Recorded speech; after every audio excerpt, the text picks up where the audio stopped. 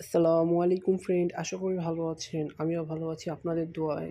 আজ আমি যে আমার বারিন্দায় যে দেশি মুরগিগুলো পালতাম ওগুলা আজকে বের করেছি। অনেক দিন ধরে ওরা রোদ পায় না, তো তার জন্য আজ ওদের বের করেছি, বের করে ছাদে নিয়ে আসছি। আর আমার যেই দেশি মুরগির বাচ্চা, এগুলো সব দেশি মুরগির বাচ্চা না, একটা মাত্র দেশি মুরগির বাচ্চা, ওই বড় মুরগিটার বাচ্চা একটা।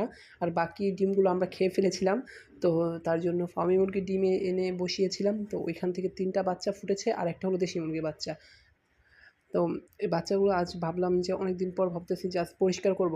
তো তার জন্য ছাদে নিয়ে এসেছি। ছাদে নিয়ে এসে আমি যেভাবে পরিষ্কার করতেছি, আমি যেগুলো পালি, হ্যাঁ, ওগুলো আমি আমার নিজের সন্তানের মতো করে যত্ন করি। এগুলোতে আমার কোনো মানে ঘিন করে না। সবাই, বাড়ির সবাই বা আমার ফ্রেন্ড সার্কেল বলে, ওরা বলে যে, "এগুলো যে তুই করস তোর ঘিন করে না?" আমি তো ঘৃণা কখনো ধরতামই না এগুলো বলে। কিন্তু আমি ওদের মুখে বলে দিই যে, "না, এগুলো আমার ঘিন করে না।" কেননা এগুলো আমার সন্তানের মতো দেখি। এগুলো আমি হাত দিয়েও পরিষ্কার করি। তাতেও আমার কোনো প্রবলেম নেই। আর এই যে এগুলা যে রেখেছি না, যেগুলো এই যে ধান এগুলো রেখেছি, এগুলো আমি আমার গাছে দিয়ে দেবো। আমার কিছু গাছ আছে, ওই গাছগুলোতে দিয়ে দেবো। তাহলে ওগুলোতে সার হিসাবে, জৈব সার হিসাবে কাজ করবে। তো তার জন্য আমি ওগুলা এই যে এখন এই যে যেটাতে আমি ঘষলাম ওইটা আমি এখন ঠেলে দিলাম। এই যে এখন আমি এগুলা নিয়ে ওই যে ওইখানে রেখে দিব। পরে বিকাল যখন হবে, গাছে যখন পানি দিতে আসবো, তখন আমি এগুলো দিয়ে দিব। তো এখন ভাবতেছি যে আমি একটা মুরগি বের করে দেখি কী অবস্থা। তো আমি এই মুরগিটা বের করলাম।